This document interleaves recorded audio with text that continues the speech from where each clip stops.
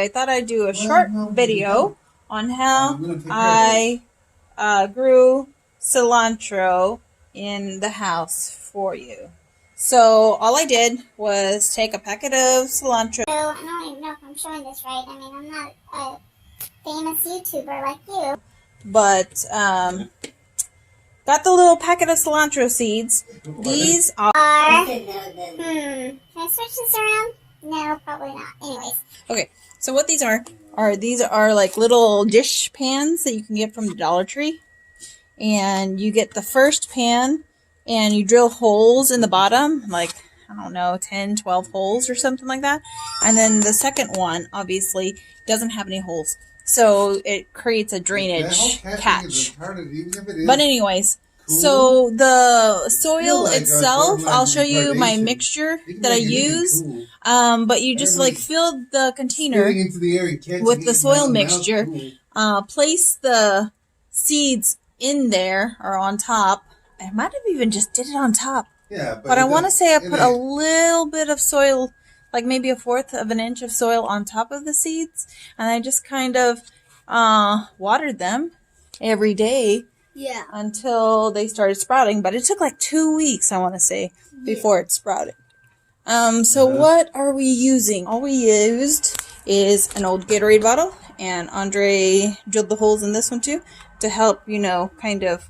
My sister. She wanted a video, so I'm making her a video.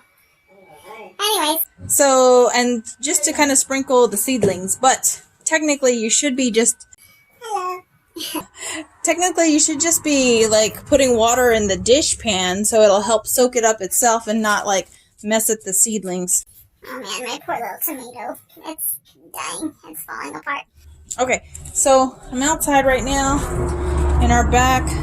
Well, it's kind of like a hot tub area, but so what we did was we used, like, regular potting soil that you can get. It's probably cheap potting soil. I don't know. Andre had bought it. Oh, I want to say it's maybe the Miracle Grow potting soil. But you take 1/3 of that, and then you take 1/3 of perlite. So let me show you the package. I think you can see it. It's so bright out here. I don't know if you can. But it's like the little tiny rocks that you could kind of like put for succulents and stuff. I don't know if you can see in my hand, but they're the little pearls, little crushed up rocks. They feel almost like hard styrofoam. So 1/3 of that, and then you do 1/3 of peat moss. Andre opened up our bag upside down, but this is what the bag looks like. I think you can see. Maybe not. I don't know. But anyways, here. Let me see. So that's what this looks like. And it's really dry and flaky. And just so you don't want to use like just dense potting soil all by itself. It needs to have the 1/3 of the perlite, 1/3 of the peat moss, so that it doesn't compact very thick. Because when the seeds germinate, you want them to be able to send their roots down and grow, and if it's too compact and dense, they won't be able to. Yeah, it's a hot day today, our first hot day, so that's nice. Alright. So, I mean, when you buy a big old bag of perlite and peat moss, it probably costs a lot because there's like maybe $10 each bag, and then you have to have soil too. So if you have compost soil, you could probably use that instead of the potting soil. So you don't have to buy extra. But those are the most expensive things. Then you just need a packet of seeds, and then those 2 different dish pans, which are $1 a piece. Yeah, I hope it helps you grow your cilantro. And that's it. Yeah. Okay. He's got an ice pack on the top of his head because it's too hot. He just came in from playing soccer. So this is what my indoor garden looks like.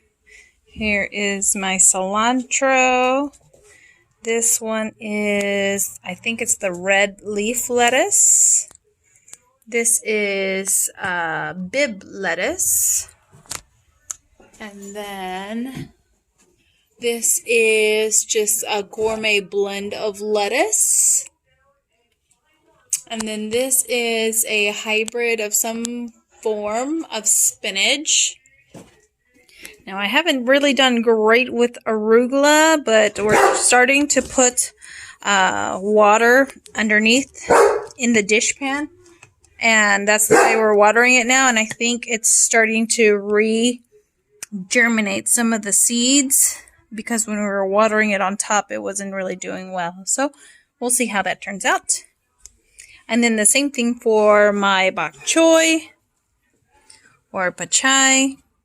I've got a couple of them regrowing, but you can see all of the, the dead little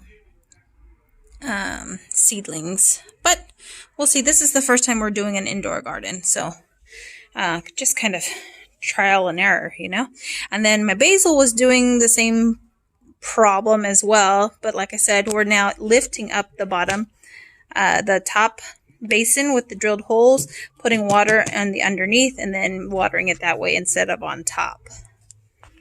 And then, like I said, my cilantro is doing pretty well. I've harvested a little bit of my leaf lettuce and spinach for a quick salad.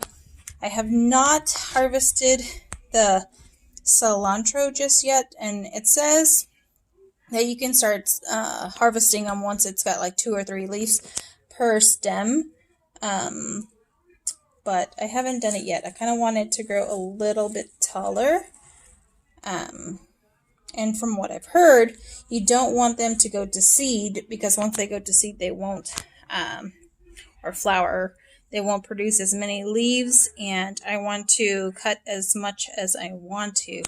So if I start seeing that, I'm going to be cutting that off, so it will continue to produce leaves for my family and I to consume for salsa and all that good stuff. Anyways, here we go.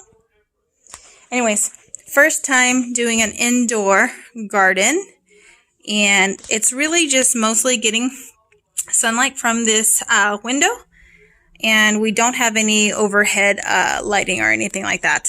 We are turning on the fan now that it is much warmer, and opening up the doors so that they can get some aeration and help with, becoming a little bit stronger, because they are pretty, delicate and fragile. So to make them a little bit stronger, we're turning on the fan and opening up the doors.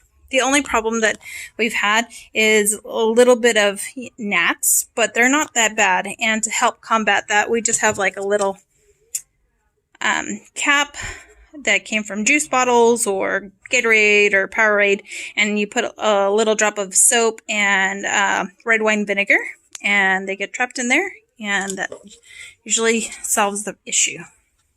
Anyways, I hope you found this video inspiring and motivating and helpful.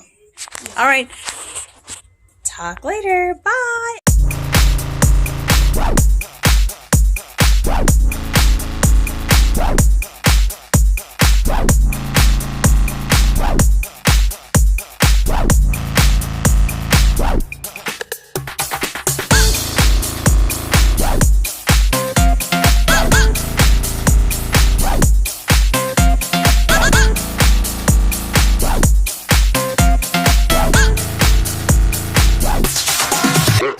Boom.